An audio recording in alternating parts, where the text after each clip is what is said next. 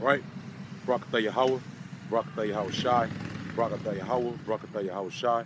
All praises to Yahweh, Ba'ashim Yahweh Shai, Ba'ashim Rakha Kwadash. Double honors to the apostles and elders of Great Millstone.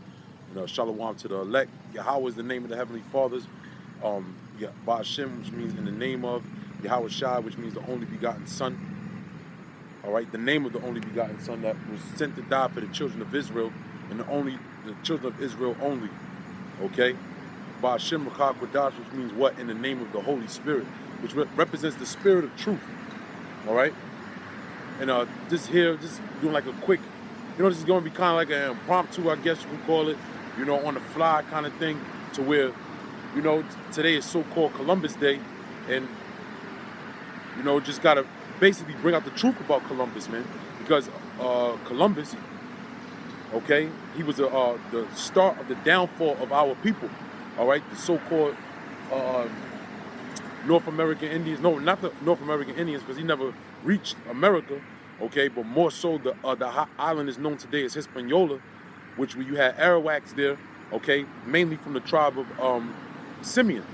Okay, and then all the other islands, which I'm going to go into, and bring out a book, some history, some artifacts, all right, on certain atrocities and things that were committed, all right, by Columbus, who's known today as Christopher Columbus, all right. But of course, again, I want to start giving all praise to Yahweh Bashim Yahweh Shai in the book that I want to go into, all right. This is the book, I keep mentioning it, all right, and this is the book that I'm mainly going to go into, all right. It's called The Secret Relationship Between the Blacks and Jews, okay. The Jewish role in the enslavement of the African, which our people are not Africans, okay. Our people are not Hamites, we're Israelites, okay. So as I go into that book, you'll see that when the author, which he was a part of the Nation of Islam, which we have no affiliation with, okay, being a Hebrew Israelite, we weren't given religion. We were given law, statutes, and commandments. And that man, he did his own independent research, and come to find out what happened was he wound up getting artifacts. Matter of fact, I'm gonna just go into it, okay? I'm gonna just go into it. That's why I came out here essentially to bring out this information. All right. So the first part I want to read is the note on sources. It says here, okay, and the sources of the author, how he accumulated the information that he retained. It says the information contained herein has been compiled, primarily from Jewish historical literature. Every effort has been made to present evidence from the most respected of the Jewish authorities. Now, when he talks about Jewish, all right, when he's making reference to Jewish, he's not talking about the so-called Negroes, Hispanics, Native Americans, who are the real Jews according to the Bible, okay, according to biblical prophecy. He's actually talking about the people that are calling themselves Jews today, which they are from the tribe of Amalek, of the nation of Esau, Edom. See, somebody's saluting me and shit, but when I want to go to the scriptures, all right, yeah, because the truth is coming out, man. The truth is coming out. We were taught that Columbus was a great person. He was a great voyager. He did all these great things, all right? But come to find out, he was a backstabbing Amalekite, man. He was a so-called Jew. He was an extortionist. He was a robber. He was a murderer, all right? The man actually quoted and said what? That he wanted to be remembered that he couldn't put his sword down for an hour. Why? Because he was about bloodshed. And that fits the T of Esau, Edom, man. Why? Because the scripture says what? Because thou hast not hated blood. I hope I didn't forget my phone in the car. I'll be tight.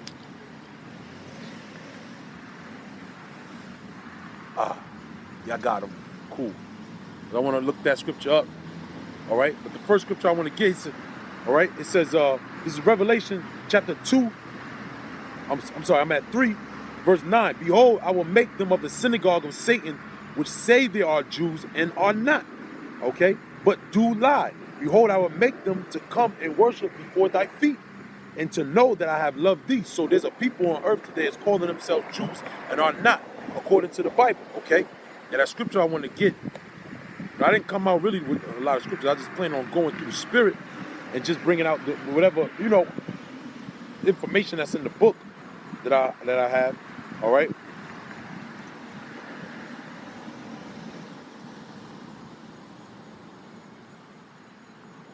All right, because that's the attribute. Right. This is Ezekiel chapter 35. Okay. I'm gonna get it in my scriptures. This is Ezekiel chapter 35.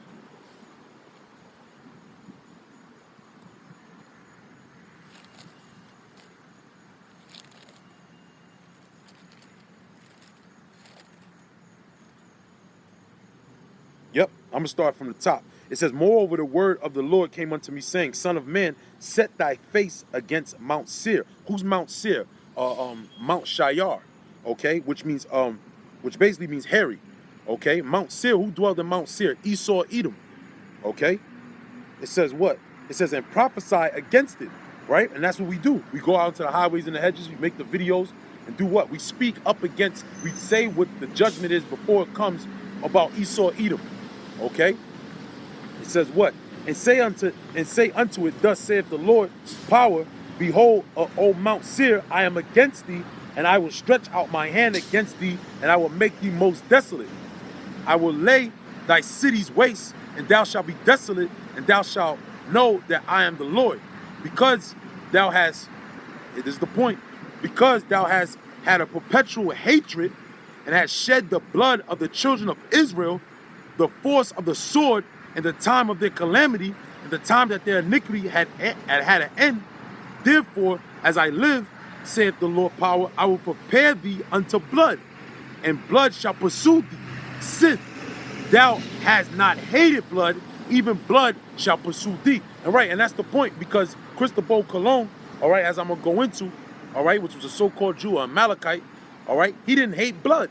He wanted people to remember him that he didn't never put his sword down for a whole hour, man. The scriptures tell you what? That,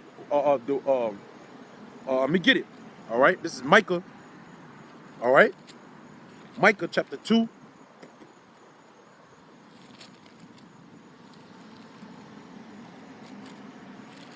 This is the book of Micah chapter 2. I'm going to start at verse 1. Woe unto them that devise iniquity and work evil upon their beds. Right? Meaning what? They can't go to sleep unless they think of some new wickedness that they could perform the next day. All right? It says what? It says, when the morning is light, they practice it because it is in the power of their hand. Right? Because it was manifest destiny, because the Most High was allowing, through Cristobal Colon, all right, Christopher Columbus, the so-called Jew, the Amalekite, the Most High basically put the power in his hands, if you will, to bring down the children of Israel. All right, why? Because of the iniquity that the children of Israel were committing. Okay, it says what? And they covet fields, and they take them by violence, and houses, and take them away. So they oppress a man and his house, even a man and his heritage. Right, because you see, it's spiritual, man. Everything is spiritual. What just happened, okay, on that very island yesterday? I think it was 6.0 earthquake hit. Okay, a 6.0 earthquake hit that island of Hispaniola, which is known as Haiti today. Okay. All right. I'm going to read that real quick again. It says what? It says, even a man and his heritage. Meaning, because the children of Israel, the so-called Haitians, the Levites, which that's the tribe of Levi, right? What? Cristobal Colon, he oppressed the heritage of the people that were the indigenous to that land. All right, and he was a part of the commerce of them, of the what was known as the Dutch West Indian companies. Okay, I'm gonna go into all that, man. You know, but that's the point right there. All right, now let me go back to the book and the sources that this author it doesn't say his name, it just says published by the Nation of Islam.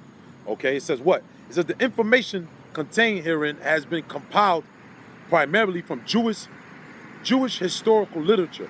Every effort has been made to present evidence from the most respected of the Jewish authorities, whose works appear in established historical journals or are published by authoritative Jewish publishing houses.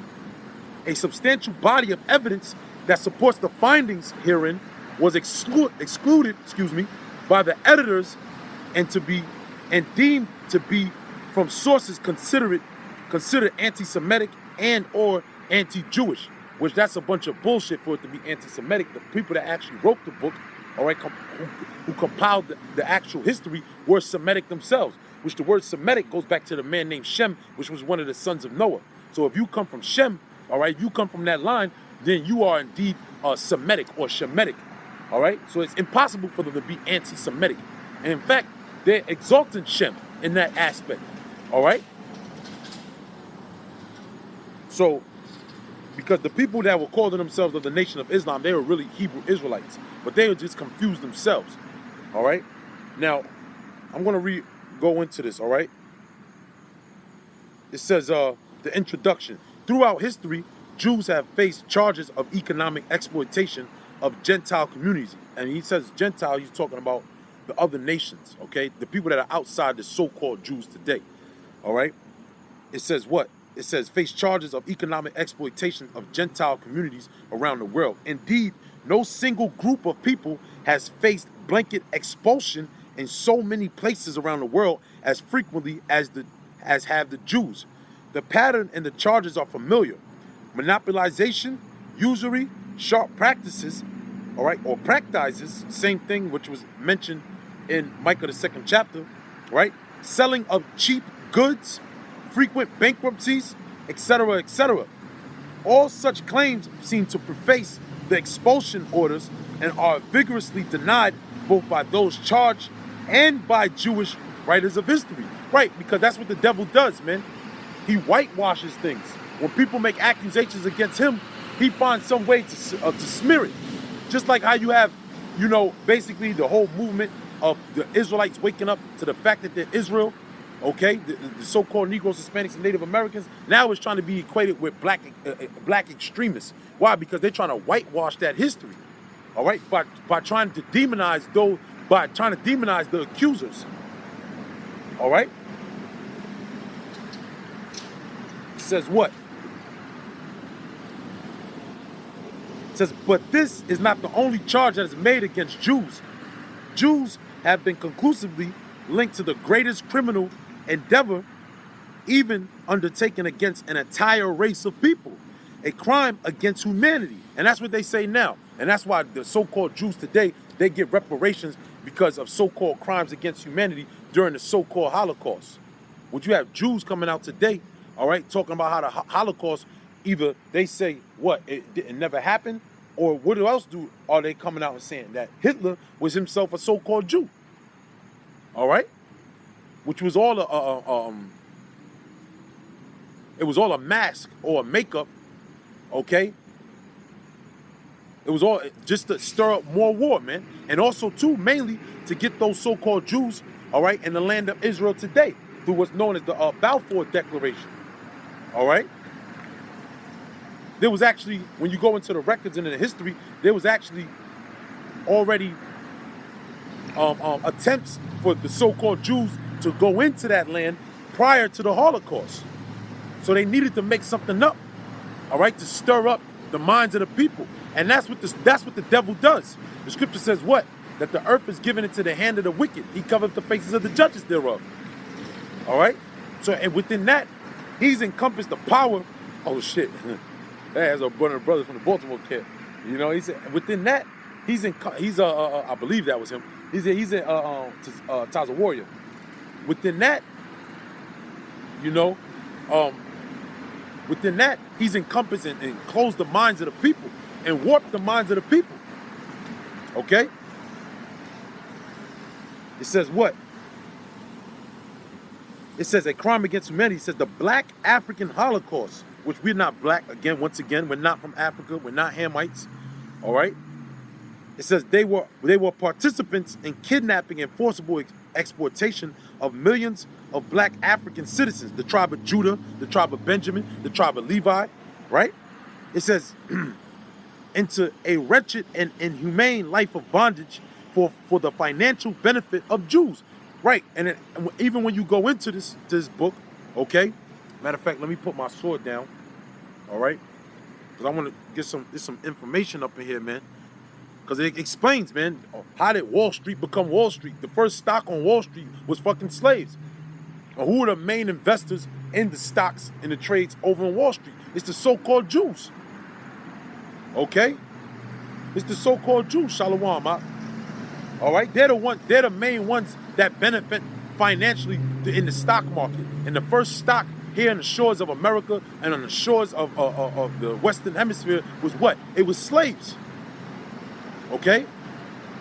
What Cristobal Colon did was nothing but a power move. Okay? Sometimes when you want to make large investments, you sacrifice certain things. Okay? And that's what Cristobal Colon did. What he did was he sacrificed the lives of men, the lives of the ships, boats, money, to invest into a greater cause for his aspect, if you will. To what? To sell slaves. All right?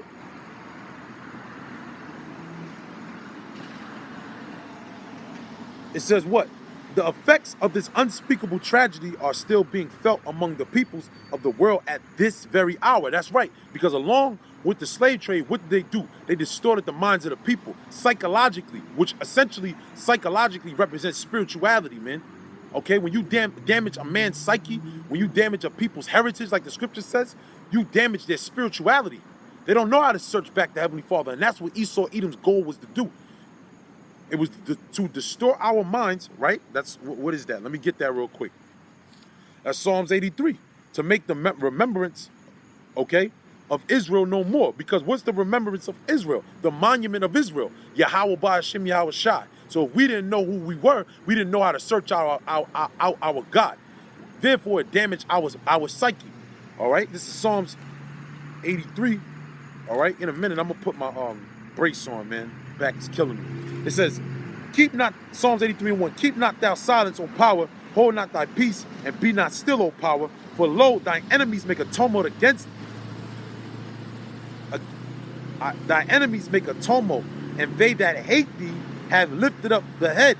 They have taken crafty counsel against thy people, and they consulted against thy hidden ones. And that's what the whole thing with King Ferdinand and Cristobal Colon and the other settlers and the different Spanish conquistadors, because what we're going to find out today is that those Spanish conquistadors were actually Amalekites. Okay? Those Portuguese, okay, were actually Amalekites. The ones that headed the slave trade within the Western Hemisphere. Because everybody really, when slavery is mentioned, a lot of times it's typically mentioned from the Americas. Okay, this transatlantic slave trade from basically West Africa into United States of America. But what you'll find out is that what a lot of the majority of the slaves went over to Brazil, and a lot of those slaves that what you call Brazilians today, all right, that come from the different prospective tribes, Judah, Benjamin, and Levi, they speak what? Portuguese.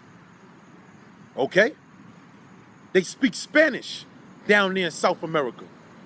Okay? It says, deep within the recesses of the Jewish historical record is irrefutable evidence that the most prominent of the Jewish pilgrim fathers used kidnapped black Africans disproportionately more than any ethnic or religious group in New World history, and participated in every aspect of the international slave trade. Right, because the scripture says what? Smite the shepherd and the sheep are scattered. See, Esau knew that they had to get Judah, man.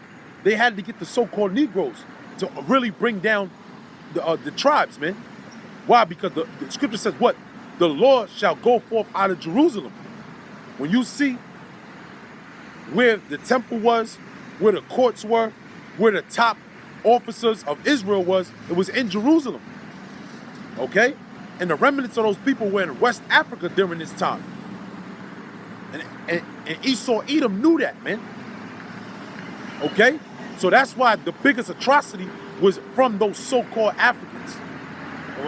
From East, West, or mainly West Africa, man. Okay? And also, too, up in Spain and Portugal, man. You got Cape Verdeans, man. Okay? There's another island more going south of right outside of Africa, Southwest Africa, man. Okay? which was another pit stop, which the people that come out of those places either speak French or they speak Portuguese, man. All right? So, let me go back in Psalms 83. It says, they have taken crafty counsel against thy people and consulted against thy hidden ones. They have said, come and let us cut them off from being a nation. Okay? Cut them off from being a nation. What does it mean to be cut off from being a nation? All right? A nation is established by forefathers. Okay? And when you take away the understanding of who a nation of people forefathers are, you've then taken away their nationality. Then you taking away their spirituality. They don't know how to get back to the Heavenly Father. And that was the prayer that was written down from King Solomon. And that what? If we will be in a land that away from, that we will what? Face back Jerusalem and pray, and then the Lord would deliver us. But the Most High took that knowledge away from us. Okay? Through the hands of Esau, Edom, starting with Cristobal Colon. All right? Well, that was the point on that. So I'm going to go back to the book. It says, the immense wealth of Jews, as with most of white colonial fathers, see, was acquired by the brutal subjugation of black Africans purely on the basis of skin color, which that's bullshit. That's what a man without spiritual understanding would say. Like Elder Wamba said, the reason why we getting jacked up in the streets is not because of the community's not built up or not enough schools, or that has nothing to do with anything. This is the book, all right? This is the book of Deuteronomy, chapter 28. All right? I'm going to read verse 1 first. And it shall come to pass, if thou shalt hearken. What does it mean to hearken? To listen. Okay, Shemai. All right? Diligently unto the voice of the Lord thy power, to observe and do all his commandments, which I command thee this day. The Lord statutes and commandments, right? That the Lord thy power will set thee on high above all nations. So it starts off with listening to the commandments of the Lord. Now, let me get this real quick. This is the book of Romans, chapter 7, verse 14. For we know that the law is spiritual, but I am carnal, sold under sin. All right? So dealing with the law was our spirituality, man. That's how we would make our sacrifices and seek unto the Lord, man. By going to the lawyer, by going to the priest, by going to the Levites. And that was the marriage between us and the Heavenly Father. All right? But that knowledge was stripped away from us, starting with slavery, man. All right? So, going back, I'm going to the book. Matter of fact, let me go back to Deuteronomy chapter 28, verse 15. Okay? It says what? But it shall come to pass, if thou will not hearken unto the voice of the Lord thy power, to observe, to do all his commandments, meaning be spiritual, and his statutes, which I command thee this day, that all these curses shall come upon thee and overtake thee. That's right, man. That's right. And that's why we're in the conditions today. Matter of fact, verse 49, it says what? The Lord shall bring a nation against thee from far, from the end of the earth, as swift as the eagle flieth. That's right, because when started with Cristobal Colon and the other conquistadors and the other conquerors that came over here to the shores of the Western Hemisphere, okay, they came to establish what's known today as America. And what is American symbol? What is America's bird? The eagle, man. Okay, which was also a symbol of what? Ancient Rome. All right. It says what? I'm going to read it again. As swift as the eagle flieth, a nation whose tongue thou shalt not understand. And Elder Apostle Ramlad brought it out earlier that they would basically bring the judgment down on the northern tribes, right? In a whole nother language. Okay? And that's coming back again. Okay? When those Gurkha troops, those foreign troops come to America, they're gonna roll on the troops here. All right? I mean, they're gonna roll on the common residents here in America, man. Mainly to discipline you so-called Negroes, Hispanics, and Native Americans. All right? Because that's why the so-called white man was established. This is the book of Psalms, all right? Chapter 17.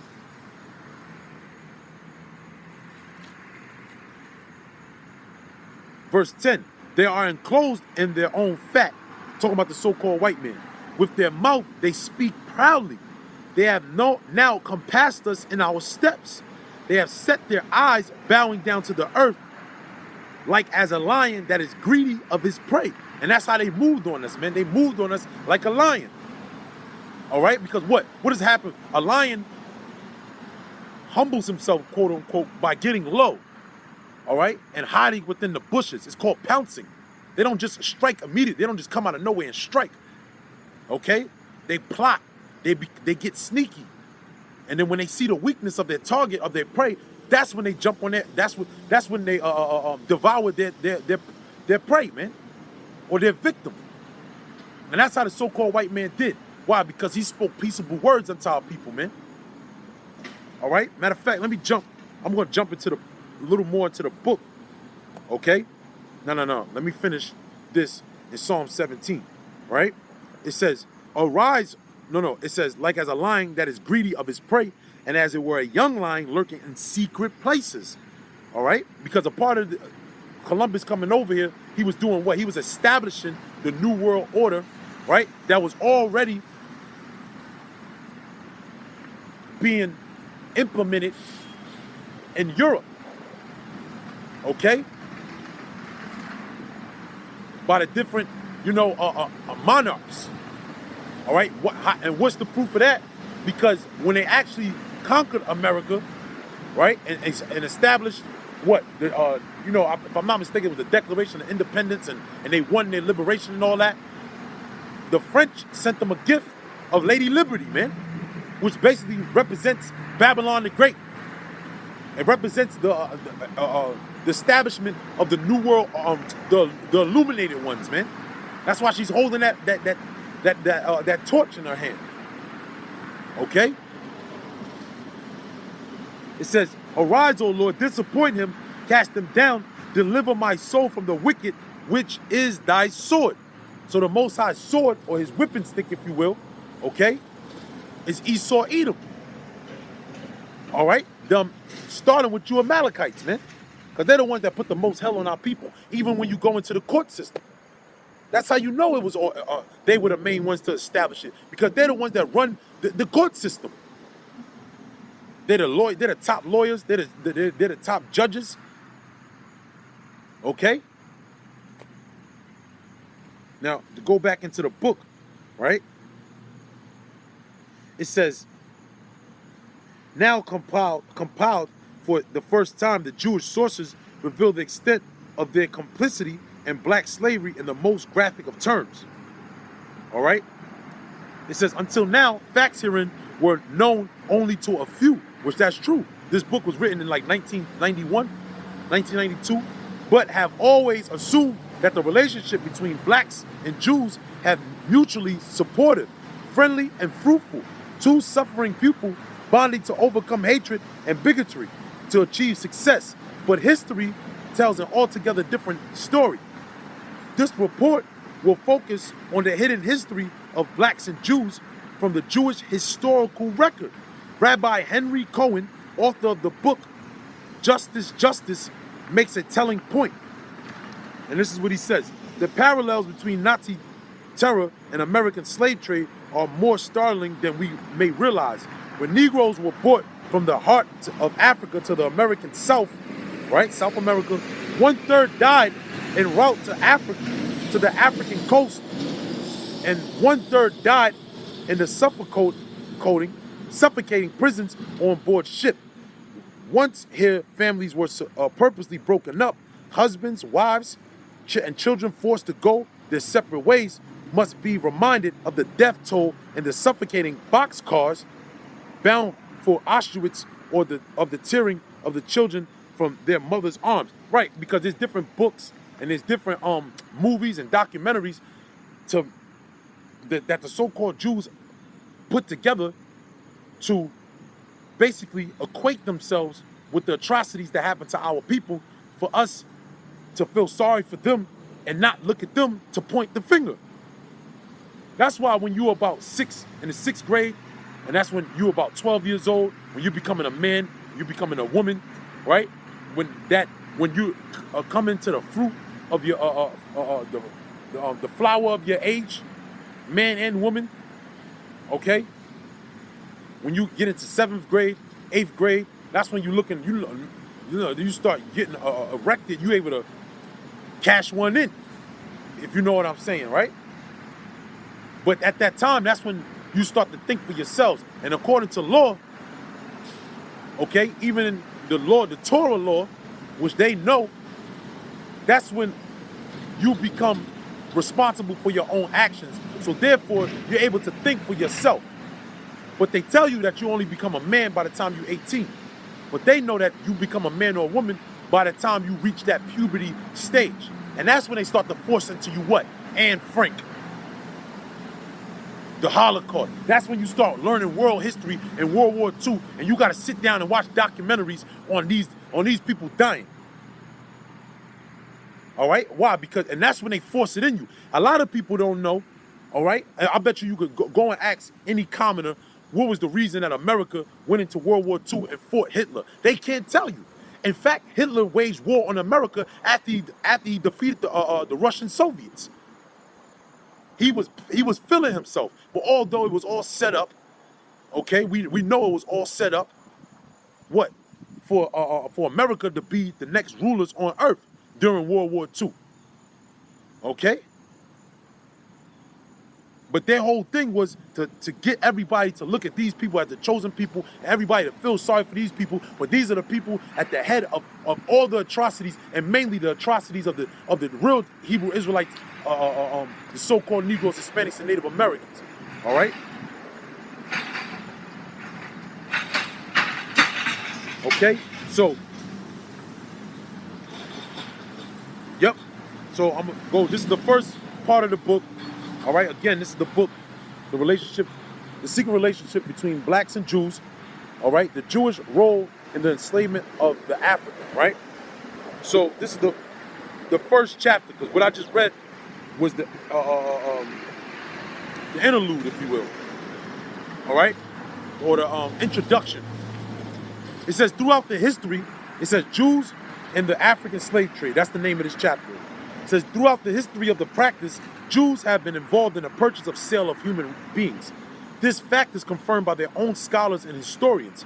In his book, A History of Jews, Solomon Graziel, right, states that Jews were among the most important slave dealers in European society. Lady Magnus writes in the Middle Ages, the principal purchasers of slaves were found among the Jews. They seem to be always and everywhere at hand to buy, and to have the means equally to pay. Henry L. Feingold stated, right? These are different authors, all right? These are different Jewish authors, man. Feingold, all right? It says, stated that Jews who were frequently found at the heart of commerce could not have failed to contribute a proportionate share to the slave trade directly or indirectly. In 1460, when Jews were the masters of nautical sciences in Portugal, you see that? They already knew about the waters and how to get around. All right? This man is a vagabond. He's a wanderer. His blessing was to have what? The fat of the earth. So, of course, he knows how to navigate and get around. All right? It says, in 1460, when Jews were the masters of the nautical sciences in Portugal, the nation was importing 700 to 800 slaves yearly. You see? 1492 was the big, it's going to explain why 1492 was the big year. All right? But you see, they was already doing slave trades in 1460. All right? According to their own records. It said that the success of these medieval merchants was enhanced by their supreme linguistic abilities. They spoke Arabic. Why? Because the Arabs, right, they had a major hand in the slave trade as well. So they had to know how to deal and do commerce with them. Why? Because they were building the boats. Okay? It says the success of these medieval merchants was enhanced by their supreme linguistic abilities. They spoke Arabic, Persian, Roman, Frankish, Spanish, and Slavonic, and displayed a business acumen far in advance of the times. Why? Because the Most High was putting the spirit on them to rise up. Okay? Khan, hey, Barakatah Yahweh Shai. All right? It says the Jews' participation in the slave trade, particularly their trafficking in non-Jewish slaves, incited the moral indignation of Europe's Gentile population. It says the Europeans reacted by taxing the Jews, and some were expelled from their host countries for this activity. Right? Because it was big business. You had a lot of Jakes that had their hand in the business as well, too, man. Because Jake was still up in certain offices and had some type of say-so in these different countries. All right? It says, now this is where, you know, it's going to start to get juicy, right? It says what? The Europeans reacted by taxing the Jews. Some were expelled from their host countries for this activity. The expulsion of Jews by European governments was not unusual, with most of the complaints centered around economic exploitation, monopolizing, or sharp practice by 1500, with the exception of certain parts of Italy. Western Europe had closed its doors to Jewish people. The following listings is a partial record of their countries and dates of Jews' expulsion from various European communities.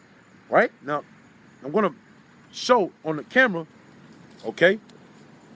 So these are the different countries that the so-called Jews were being expelled from, if I'm saying the right word. And you see the years, all right?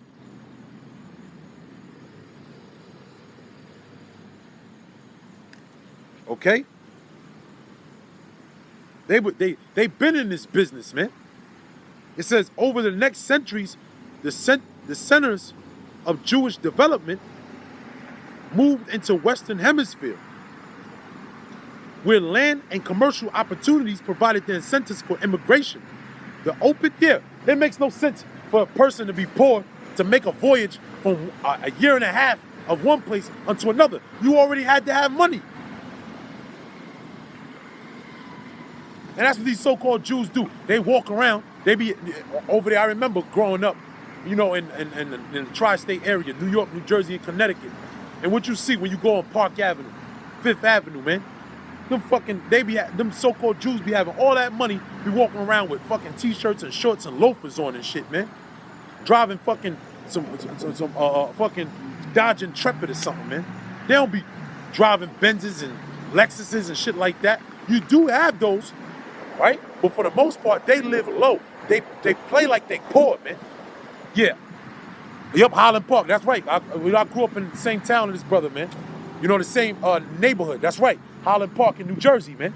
And what you wasn't allowed to, this brother, you know, you wasn't, man, it was two sections of Highland Park, man. You had basically over there where all the so-called Jews was on the borderline of Piscataway, right? But then when you cut into the interiors of Highland Park, that's where Jake was. And they was up in the projects living low. But if you cut through Highland Park, nigga, you better have your fucking windows. If you had tinted windows, roll them down. You wasn't blasting music.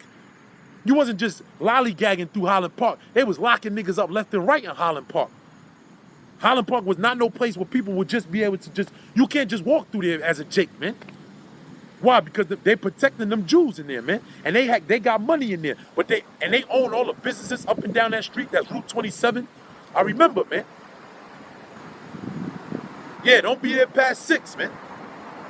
You know, when the sun go down, man, they'll lock your ass smooth up, man. You take detours around Highland Park if you know better out there in New Jersey, man. All right? It says by 1500, all right, I read that part. It says, okay, I read that. Open and ungoverned territory. All right, I'm going to read this part. It says the open and ungoverned territory and the docile and vulnerable indigenous population were an irresistible attraction to the maligned race. They acquired great wealth in their Caribbean and South American enterprises and eventually moved into American Northeast, which became the economic focal point.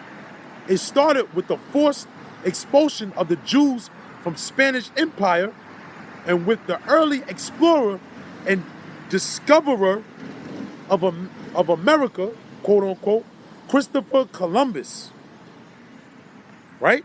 This is Christopher. It says Columbus, Jews, and slave trade. It says not Jews, but Jews were the real financial basis. The first expedition of Columbus, and it gives the reference number 10. It says George Cohen, the Jew, and this is the reference of that quote. Not Jews, but Jews were the real financial basis of the first expedition of Columbus. Now, this book, you see here, which is what I'm read, and it says reference number 10. I'm gonna scroll down here. This is reference number 10. All right, it says George Cohen, the Jew. The name of his book is The Jew and Making of America.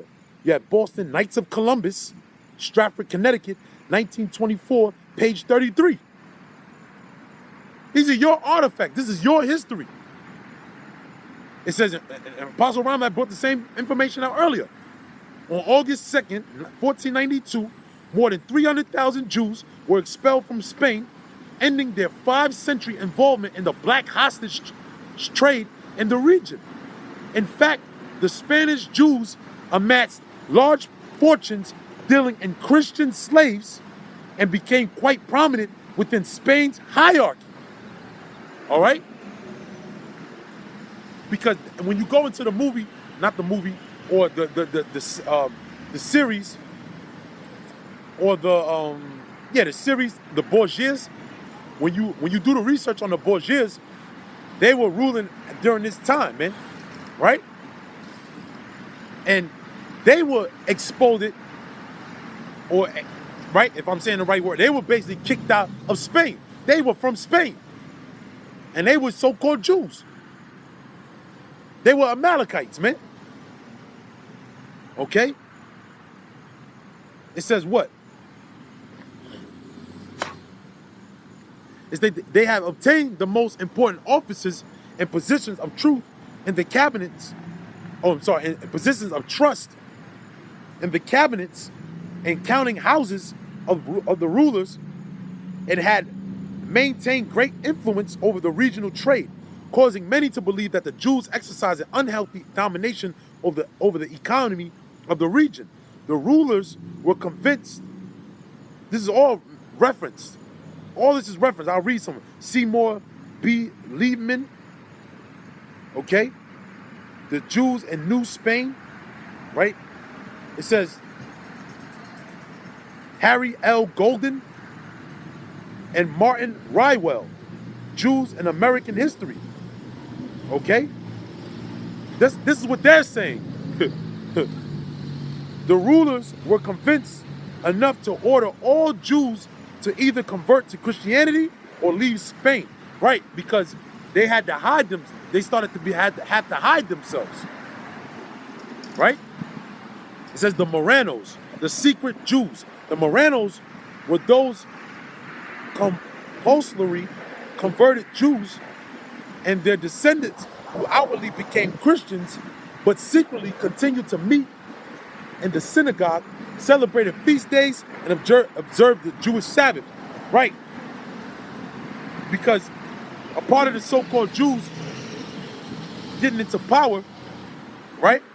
They were pushing Caesar, man, which basically was Roman Catholicism, Christianity. So you can understand, man. That was a part of the agenda. That wine, man, that fornication amongst all the nations, man. That's written in the book of Revelation, the 17th chapter. To establish that whore, man. Okay? It said the name Morano may be derived from Old Castilian Morano, swine, or perhaps from the Arabic Maran, forbidden. In 1350, Spain began a series of conversions, drives to convert all Jews in Spain to Christianity. See the section entitled The Spanish Inquisition. You see? And in unprecedented numbers and with little resistance, the Jews converted. You see? That reference was number 14. Max I. Diamond, The Jews in America. All right, page 23. All right? It says, this rush to mass conversion an event unparalleled in Jewish history and is perhaps best summed up by Cecil Roth. It was not difficult for insincere temporizing Jews to become insincere temporizing Christians, because they're not really the Jews. So of course they're not going to be the real Christians. Which Apostle Tahar made a great point about the same people that call themselves the Jews today are pushing forth the Christianity that's coming up against the people that are waking up to them being the real Jews. Okay? It says what? I think did I lose the page? Yeah, my bad, right? It says the Moranos, also called conversos, conversos, the converted, or Nephiti, the neophytes, or which a neophyte is a new believer, if I'm not mistaken, okay? Or new Christians, were simply charged with not being Catholic. The same applied to the Muslims, right? Because you had the hierarchy of the Roman Catholicism already major influence in Rome, in Rome and in Europe. All right. It says what? Some 50,000 Jews chose to convert rather than leave their land and their riches. Contrary to popular notions, those who left were not refugees searching for religious freedom, but entrepreneurs looking for economic opportunities. When they fled, they brought with them few Torahs, scrolls, and even fewer copies of the Jewish holy book, Talmud, which that's not a holy book. That's a book compiled of Babylonian doctrine and fuckery, to be all the way real, man. It has nothing to do with the truth of Yahweh Ba'Shem Yahweh Shai, man. It's not a book that was inspired by the prophets, so you can understand. All right? When asked what he thought most Moranos knew of Judaism after their flight from Spain and Portugal, Roth answered in one word: nothing. Okay? The majority fled south and eastward to North Africa and to centers like Salonika, Constantinople, Aleppo, and Damascus. That's right, and that makes all the most sense, man, because you had the Seljuk Turks, okay, which basically were Amalekites, man, that settled in those regions, which I wouldn't put it past if Assad, which is basically the president of Syria, he looks like an Amalekite, man. I don't believe that he's a Arab, that he's an Ishmaelite or an Elamite or a Syrianite. That dude looks like an Amalekite, man. Amalek basically was planting their seed. The Most High was allowing Amalek to basically plant their seeds all in that region, man, to control that region, to exalt themselves to be God, man. At the end of the day, they all basically puppets. All right, just like the brother from Hawaii, Yahweh, he brought out how over there in Hawaii, they basically, the so-called Jews, planted their seed amongst them Japhetic people. The women, after so much time, they started looking like the Japhetic people. And you think that the Japhetic people are really ruling Hawaii, but it's really Amalekites. It's the same fucking agenda. And they tried to do that with the so-called Negroes and the so-called Hispanics, man. The so-called Native American Indians. That's why you have the parable of the tares and the wheat. Okay? And the wheat being the Israelites and the tares being the seeds of the wicked, who mingled themselves amongst the wheat.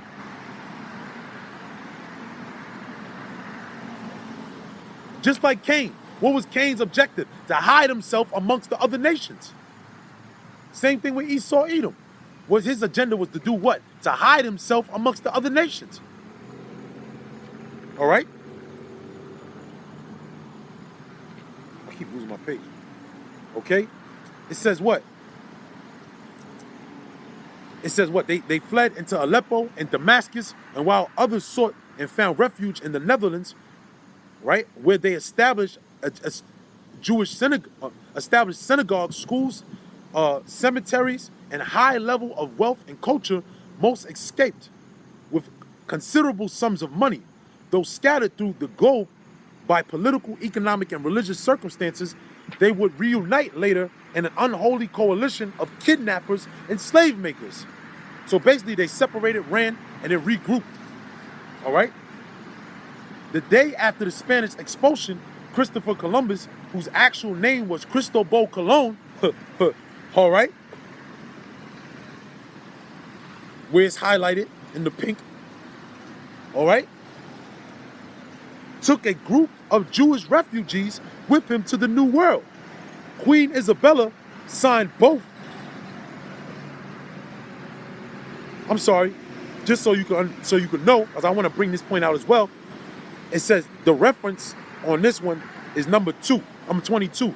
And number 22 says Max J. Kohler. All right? This is where that reference came from, of Cristobal Colon. Okay? Luis de Santangel and Columbus, volume 10. Columbus himself, in his journal, calls attention to the coincidence of his first voyage of discovery and expulsion of the Jews from Spain in the following passage. So, after having expelled the Jews from your dominions, your Highness, in the same month of January, ordered me to proceed with a sufficient arraignment to the said regions of India. For further clarification, see Caselering, Christopher Columbus, page 85 and page 85 note. Okay, so that's where that reference comes from. All right. It says Queen Isabella signed both the expulsion decree and the Columbus voyage ordered the very same day, but it was not the Queen or the King who funded the voyage. George Cohen, which is one of those authors, right, among many Jewish historians, proclaimed that wealthy Jewish financed the expeditions of Columbus, and adds that the story of Isabella's jewels is not found on facts, but rather it was an invention intended to glorify the Queen. 3 Moranos, Luis Santangel or Santangelo, a wealthy merchant, Gabriel Sanchez, the royal treasurer, and his assistant, Juan Cabrero, influenced Queen Isabella to help them finance the voyage. Cabrero and Santangel invested 17,000 ducats, which would be well over $100,000 today. And this was written in 1991. So $100,000 back then, I don't know, but that's a whole lot of money now. That ain't 100. I would say, to take a swing at it, it's probably around like $500,000 today. Okay? So these so-called Jews was dipped. They was draped, man, because they were known as extortionists. All right? It says what? Alfonso de la Caballera and Diego de Diza also provided funds. Abraham Ben Samuel Zacuto provided astronomy and navigation equipment, and Isaac Abravanel also assisted. 6 prominent Jews accompanied. You see? This was a well sought out plan, man. This was strategically done. This wasn't no, I'm gonna roll out of my bed and say, let me go see if there's land over on a different side of the earth. Let me go find out if the earth ain't flat. Which you niggas are bugged out talking about today. All right? It says Columbus, Mastre Bernal, including Mastre Bernal, a physician, right? Marco, a surgeon, Rodrigo Sanchez, an inspector, Luis de Torres, an interpreter, and sailors Alfonso de la Calle and Rodrigo de Triana, who is claimed to be the first white man ever to see the New World. Torres settled in Cuba and has been credited with introducing tobacco to Europe from his vast tobacco plantation. It's a gang of you Amalekites that was a part of this, man. And they hid themselves and calling themselves Spanish. And some of them, remember, converted into Christianity. And that's when they came over here as the conquistadors and pushed that on our people. That's why our people, the so-called Mexicans, which are the Aztecs, which are the tribe of Issachar, okay, they worship Saint Death, man, which essentially goes into Catholicism. You have what else? The Central Americans, all of them are into Catholicism, and they believe that these people are their forefathers, which are nothing more than their conquerors. Over there in the different islands, the different Arawak Indians, the Taino Indians, all right? And Apostle Ramlab, he mentioned another tribe, man, I can't think of right now. He said off top, because I got to do more research on, man. I never heard of them, all right? But our people, they walk around calling themselves Espana. Well, you ain't Spanish, man. Dummy. You ain't Dominican. You ain't Puerto Rican. You ain't Mexican. You ain't Cuban, Cubanos. That's not who you are. You come from the different tribes of the nation of Israel. Your forefathers came over here, okay, to get away from tyranny and to establish the law, established commandments here, but then got away from it. Then the so-called white man came over here by starting with Columbus and these different other Edomites, vagabonds, Amalekites, Canaanites, if you will, Esau, Edom, and they put hell on you and told you that you was them and they were you. And they taught that all the way down the line. When you go into, when brothers get a chance, watch a documentary called The Canary Effect, which basically depicts and shows the enslavement of the so-called North American Indians. How they would take the children and put them in boarding schools, make them cut their hair, teach them different traditions from very young, and tell them and change their names, and tell them that they were just regular so-called whites. Now, when you go into the history of my forefathers, a lot of them were calling themselves Irish, man. Was through the spirit they were really Indians, if you will, man. But a lot of them hid amongst calling themselves Irish. They were calling themselves Scots. All right. And then throughout time, that's a lot of my family. We just Irish or Scots or whatever the case is. But when you go into it, they were really Indians. All right. So-called Indians, the tribe of Reuben, through the spirit, man. All right. It says what? It says a few scholars, including Roth, present strong evidence that Columbus was himself a Jew. He hid in his Jewishness, they say, because no Spanish Jew could ever have expected aid from the king and queen of Spain. So the explorer claimed to be an Italian Catholic. You see? Tina Levitin, or Levitin, author of Jews and American Life, found that the first reference to Columbus' Jewishness in print in a diplomatic document dated 58 years after the discoverer's death. The French ambassador to Spain, she reveals, refers to Columbus the Jew. Furthermore, she states, from him we learn that Cristobal Colon, who never called himself Christopher Columbus and never spoke or wrote Italian, was the son of Susanna Fontanarosa, also spelled Fontarosa, and Domingo Colon of Ponte Verda, Spain, okay, where those bearing such surnames were Jews. And it's spiritual, because it say Domingo Colon. And that land where Columbus settled at, what is it known today? Santo Domingo. Saint Domingo, man. So through extrapolation, they named it after Columbus's father. Which I did the research on that before.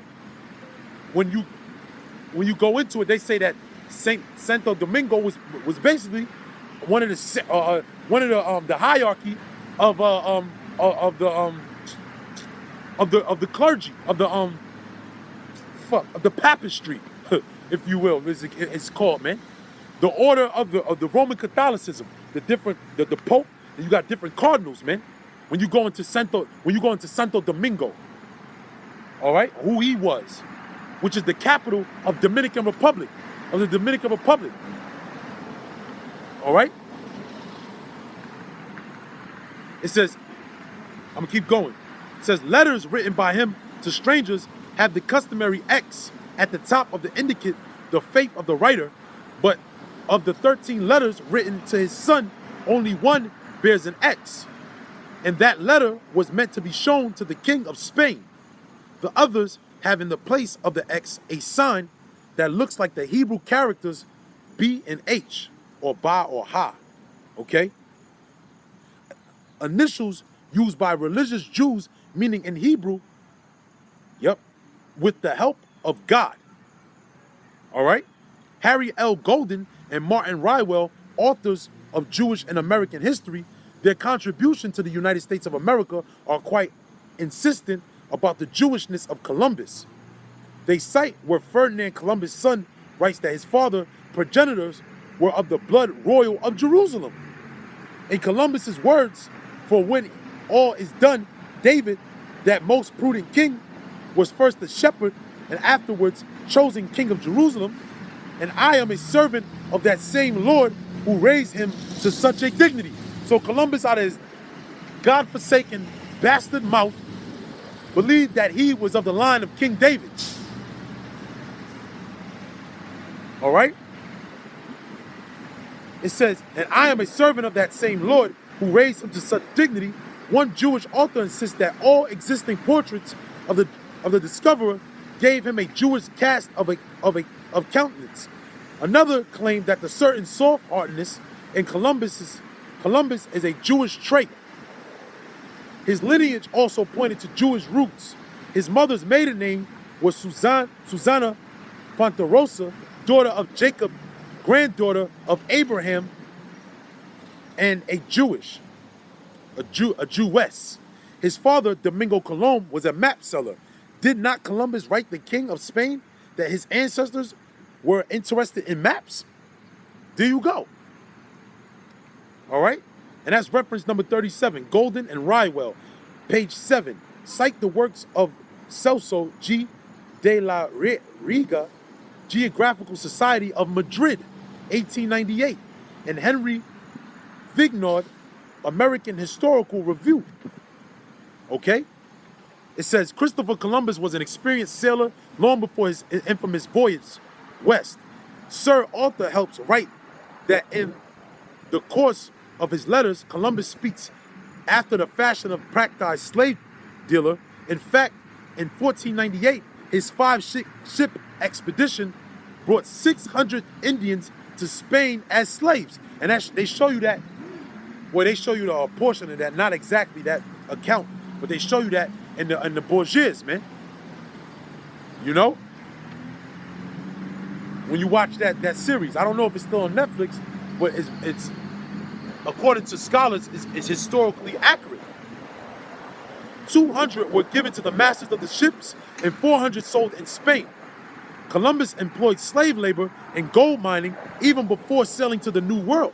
He helped to start the Portuguese West African slave labor settlement of San Jorge El Mina, St. George of the Mines.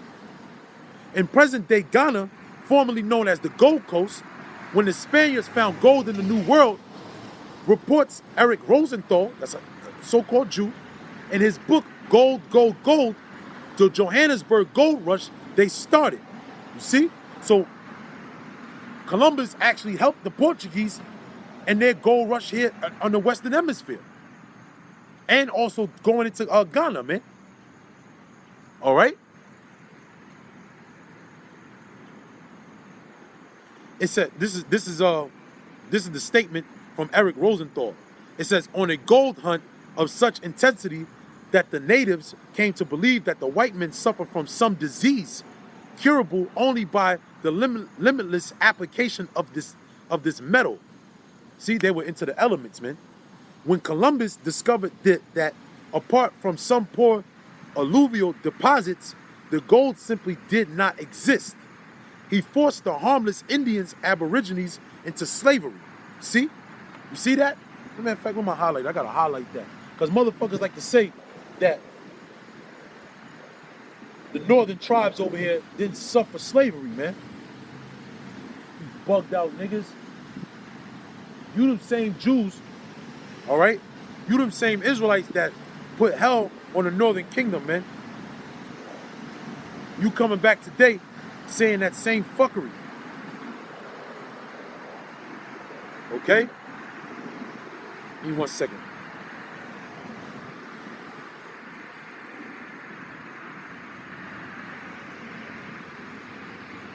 I'm gonna keep reading. The gold simply did not exist. He forced the harmless Indian Aborigines into slavery. All right. The entire importation of gold from the New World for the first 20 years after 1492 represented in cash only $300,000, right? A year, and the total then recovered worth about 5 million, cost at least 1.5 million Indian lives. You devils is gonna pay, man. Matter of fact, time to bring out some scriptures, man. This is Numbers, all right? You gotta pay, man. This is the book of Numbers, chapter 35, verse 35, all right?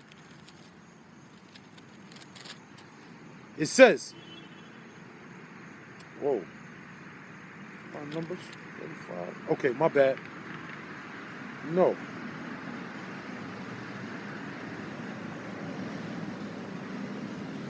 I'm sorry, Numbers chapter 35, verse 33. So ye shall not pollute the land ye are, for blood it defileth the land, and the land cannot be cleansed of the blood that is shed therein, but by the blood of him that shed it. Defile not therefore the land which ye shall inhabit, wherein I dwell, the Lord dwell among you, the children of Israel. Right, so in order for the land of America and all the different lands of the shores of the Western Hemisphere to be cleansed, the blood of those that shed the blood therein gotta be shed. And it's showing you right here, it says that at least 1.5 million Indian lives cost and for your $5 million, man. All right?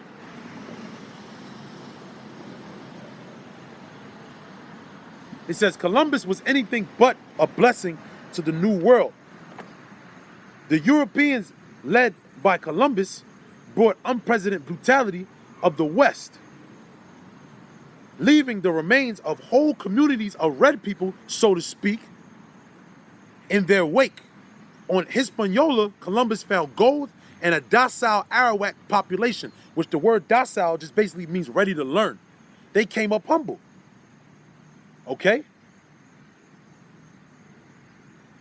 Let me see something real quick. There's a scripture that was brought out earlier in the live show. See if I can find it. Come on, man. Real quick. Yep.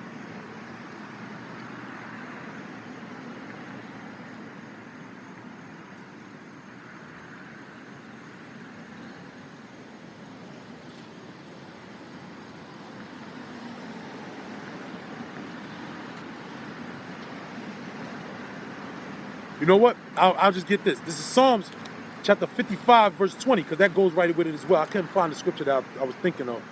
This is Psalms chapter 55, verse 20, right? It says, he hath put forth his hands against such as be at peace with him. He hath broken his covenant. See? The Arawaks they're docile. They were ready to learn whatever knowledge that the conquistadors that Columbus and his crew had. They were ready to obtain it and share whatever that they had. Because they said what? They noticed that they had a disease that they could cure. Right? It says, they have put forth his hands against such as be at peace with him. He hath broken his covenant. The words of his mouth were smoother than butter, but war was in his heart. His words were softer than oil, yet were they drawn swords. And that's the point right there, man. All right? It says Columbus found gold and a docile Arawak population. He lavished preys on the natives and gained their trust and affection, and then proceeded to enslave them. According to Columbus, they are without arms, all naked and without skill at arms, and great cowards, 1,000 running away from there from 3. And thus they are good to be ordered about, to be made to work, plant, and do whatever is wanted, to build towns and be taught to go clothed and accept our customs. Cities began to spring up all over the island of Hispaniola. The traffic in slaves, African so-called and Indian so-called, grew rapidly, and some Jews were engaged in this trade as agents for the royal families of Spain and Portugal. All right?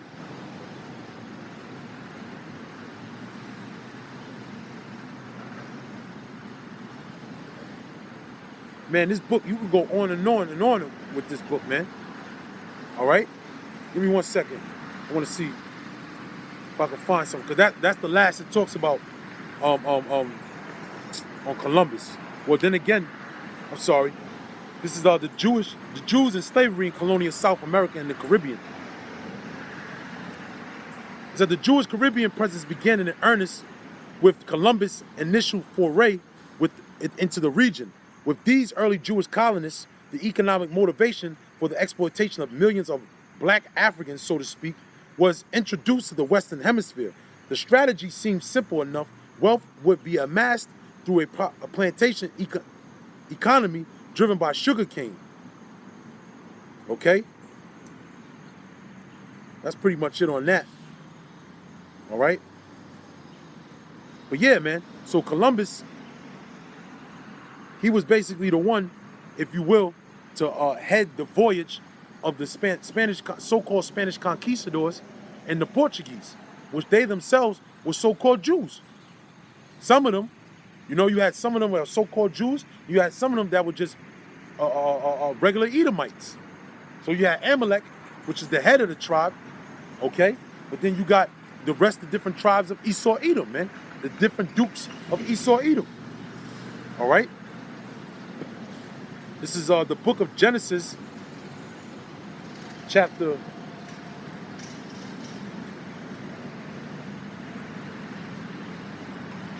36, verse 8.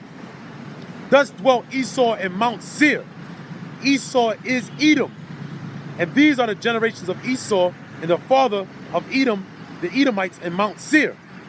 These are the names of Esau's son: Eliphaz, the son of Adah, the wife of Esau; Reuel, the son of Bashamath, the wife of Esau. The sons of Eliphaz were Teman, Omar, Zepho, and Gadam, and Kenaz, and Timnah was concubine to Eliphaz, Esau's son, and she bare to Eliphaz Amalek. These were the sons of Adah, Esau's wife. You see? Now, from there I'm going to go to Numbers, chapter 24. I'm going to close off in a little bit. All right?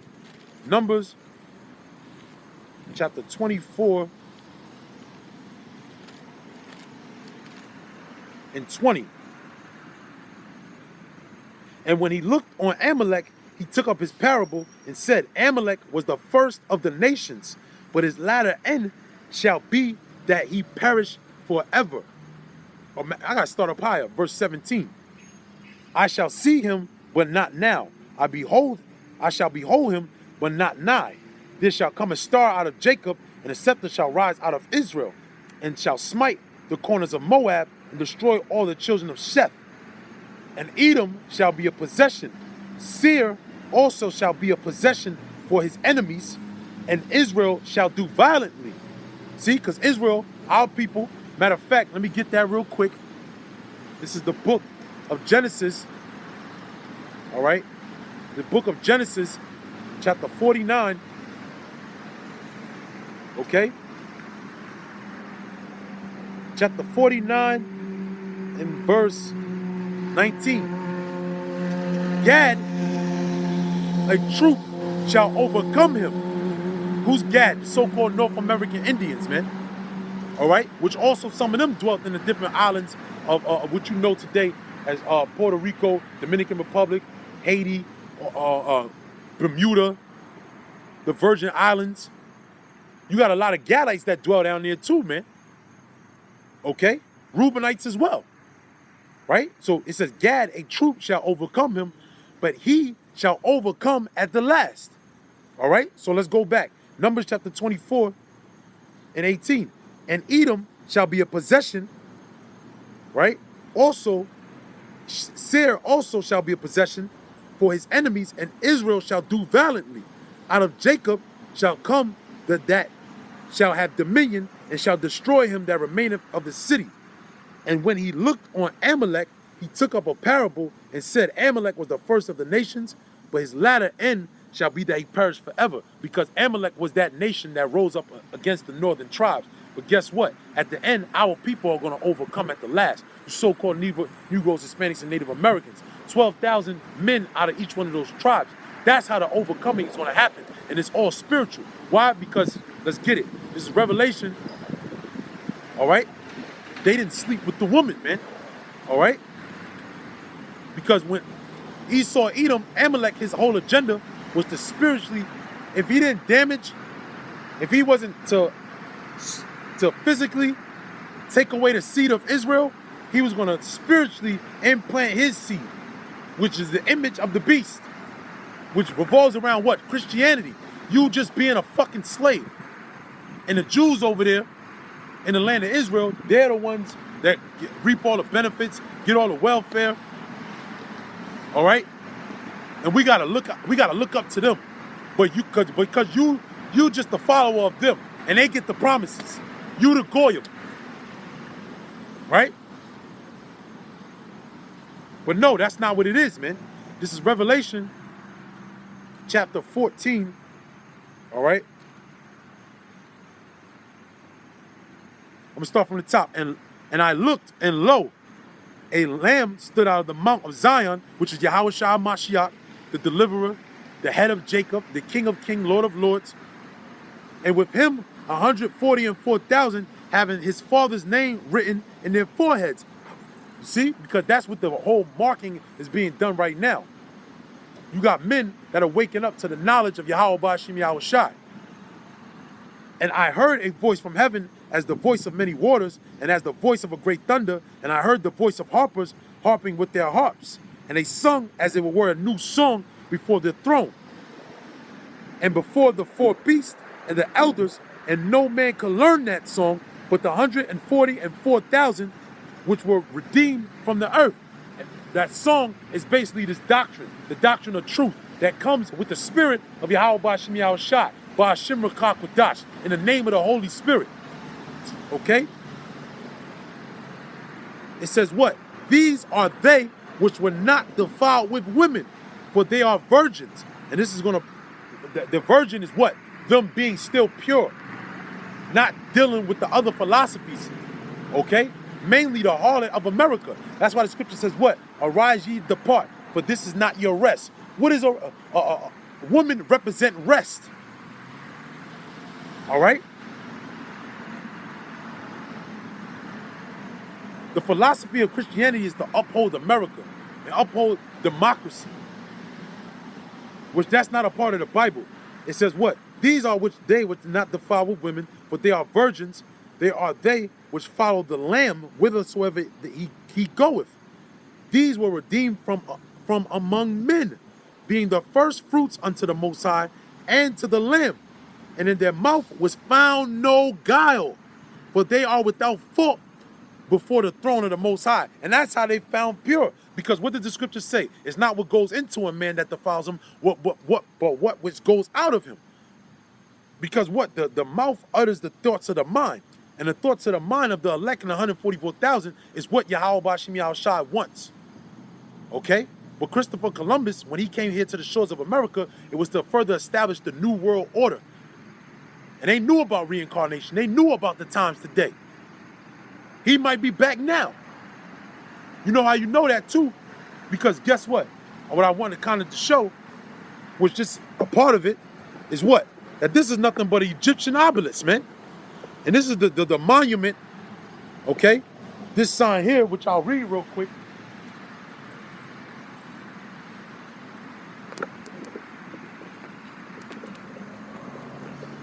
Okay? It says what? It says Columbus Monument, okay, which the word monument means what? To remember. Why the fuck is there this is an Egyptian obelisk to remember Christopher Columbus? Okay? It says relocated from North Avenue, which is in Baltimore here, east of Hartford, and rededicated October 12, 1964. Theodore R. McClendon was the mayor at the time. And if you do the research on this monument right here, they say that this one was the first one erected in America. The first Columbus monument that was erected in America. And it only makes sense because this is the DMV, DC, Maryland, and Virginia. Where what? Where you have, this is Maryland. And right below Maryland, you have Virginia, which is basically the Virgin Mary. And that's the whole vibe of this area, man. Which is the whole vibe of America, period, man. Which deal with what? Roman Catholicism. That woman, man. Okay? With that, I'm going to close up, man. Like it's about to rain anyway, you know? Which America, let me say this too, I don't want to miss that out. America is spiritually Egypt and Sodom, man. So it only makes sense. All right? And shalom to you brothers that tuned in. Shalom to you brothers that left comments. You know, and Yahweh Bashim Yahweh Shah, Baraka Thumb, Bashim Rakakwadash, to the brothers that saluted me, and to the brothers that are tuned into the video later on, man. You know? Shalom La Bakwayim. That means peace unto the elect. Yahweh Bashim Yahweh Shah, Baraka Thumb. Shalom.